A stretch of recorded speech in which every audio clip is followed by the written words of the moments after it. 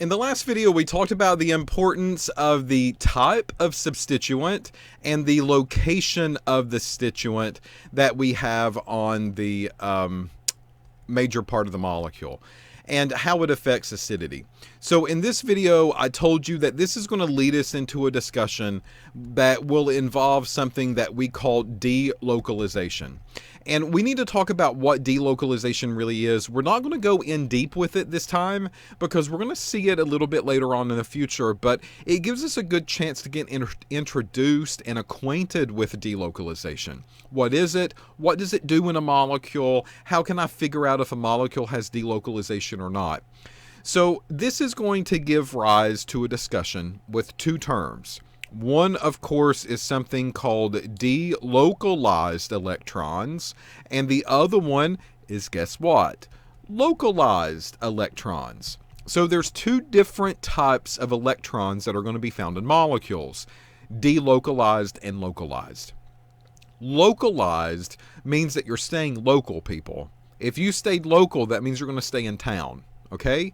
So if you have localized electrons, that means that these electrons really stay put.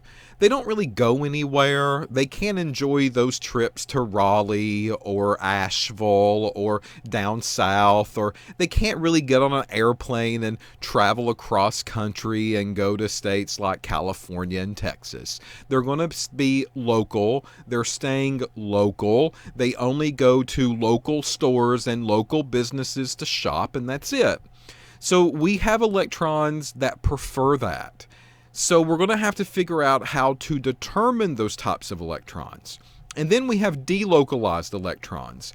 And delocalized means that they can move throughout a part of the molecule. Not the whole molecule. They could, but at least throughout a part of the molecule. So in other words, these electrons like to travel. But they might not want to travel to California and Texas, but they might want to stay on the East Coast, and they could travel up and down the East Coast if that's what they want. They don't have to travel throughout the entire thing, but travel is a possibility for them. So some of these molecules with some of these electrons could have delocalized electrons, and that means that they move. Out of the two, whenever a molecule can get delocalized electrons, this actually increases the stability of that particular type of molecule, believe it or not, okay? So when we have a molecule and we have electrons and we determine that they can move throughout that molecule overall is a much happier molecule. I think that you would be much happier if you were given the chance to travel and see the world, right? Rather than just staying in Wilmington or in your city or town. So this kind of makes common sense. It improves the stability of the molecule. The molecule is much happier if it does have delocalized electrons. So the molecule really likes to give electrons the choice of moving wherever they want to go, as long as they do not disturb too much of their structure. So how can we determine if something is localized? All right, so here, C, H, H, H, carbon, hydrogen, hydrogen, oxygen, hydrogen. We have two sets of electrons here and two sets of electrons there. This is an example of an organic structure, right? And with this organic structure, we were pretty much determinate on this is where the bonds have to go. And this is where those electron pairs have to go. There is no choice. This is where it's got to be. That means that all of these are localized. Okay, we did not have a choice. We did not have an option. The lines that I drew, the dots that I drew, they had to go there. I had no other choice to put them anywhere else. And this is going to give rise to a very good early sign that these are all localized electrons that I have in place here. All right. So this is an example of a localized network of electrons. Okay, well, when we started drawing Lewis dot structures, last lecture module, we did some resonance forms, didn't we?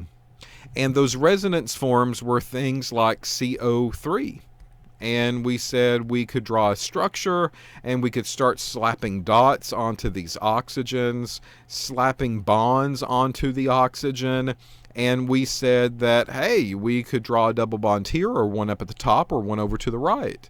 And we had a choice, and we called that a resonance form, and we could draw a resonance hybrid.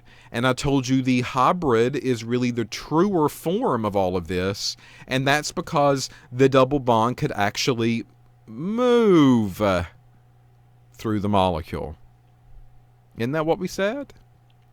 So if delocalized are electrons that can move throughout the molecule, then anytime we get a resonance form that we can draw, then this is a very good sign that those electrons are probably going to be delocalized.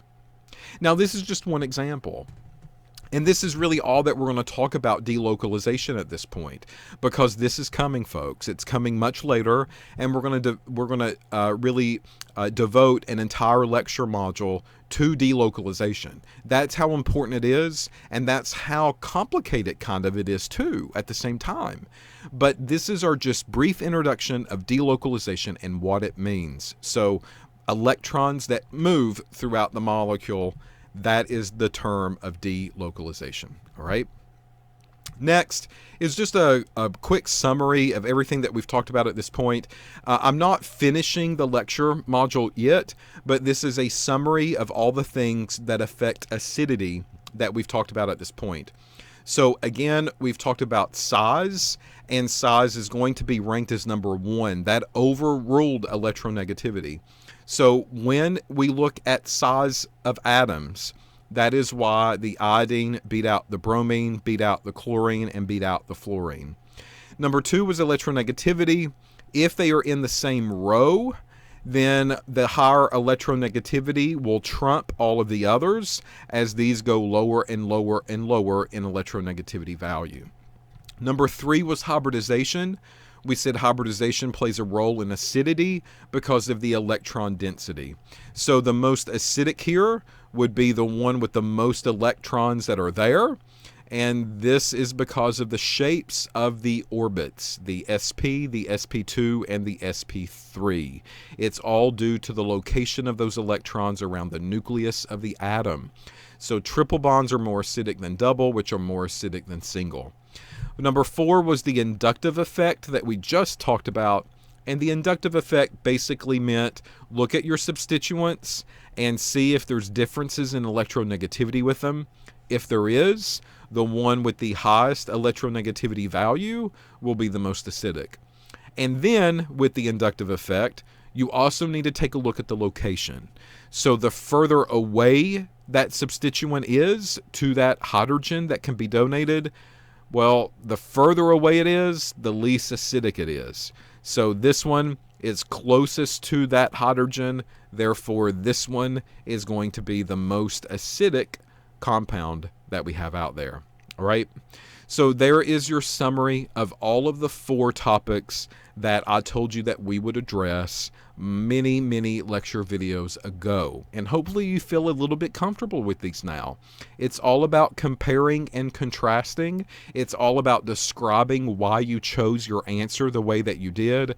And those are the types of questions that you're going to see over and over throughout this section and throughout this lecture module.